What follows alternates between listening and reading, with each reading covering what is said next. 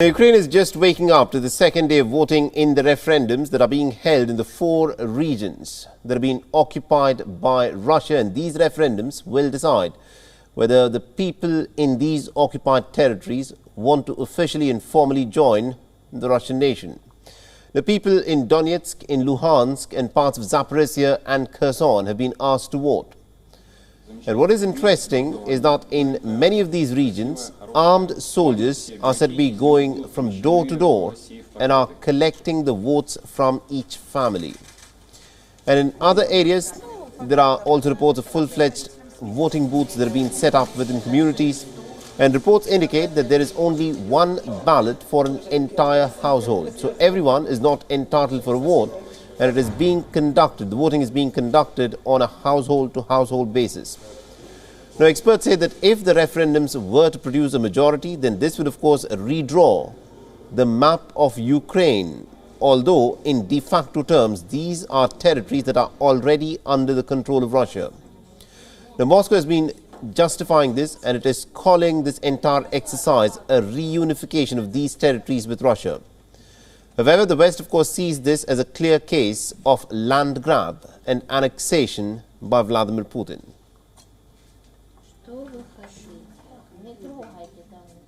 Дорогие земляки, более 8 лет мы ждали этого момента. Ждали тревожными ночами и напряженными буднями на фронте и в тылу. Ждали так, как ждут возвращения в семью после долгих лет разлуки.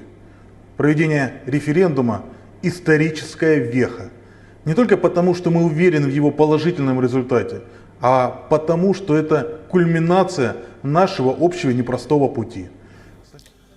Now, the scenes out of present-day Ukraine of the referendums that are being held there are very similar to what actually unfolded in 2014 in Crimea, where Moscow had held a referendum in Crimea for annexing it.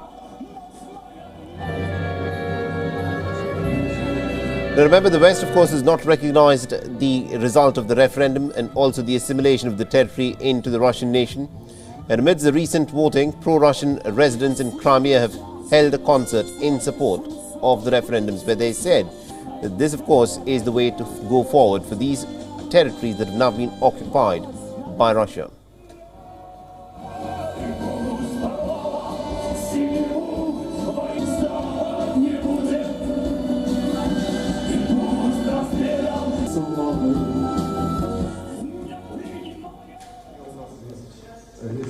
Now, the voting in these controversial referendums, of course, has come at a time when major world leaders have gathered in New York for the United Nations General Assembly. The war, of course, has been a part of pretty much every leader's address. Now, Russia has been thoroughly condemned for its quote-unquote sham referendums. Ukrainian President Volodymyr Zelensky has called for more action against the aggressor.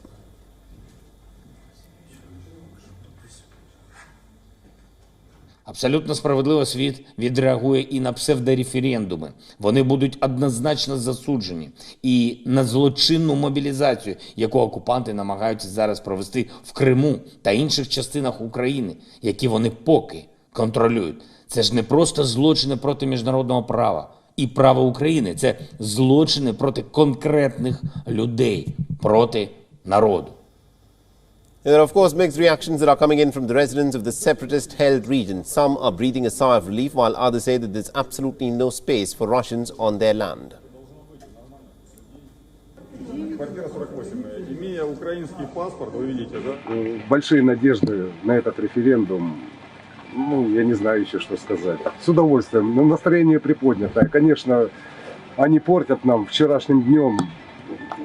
Трагедия страшная, но мы надеемся на Россию всеми силами, душой, умом, все там, и хотим быстрее вернуться домой, чтобы нас забрала Россия в свое крылышко.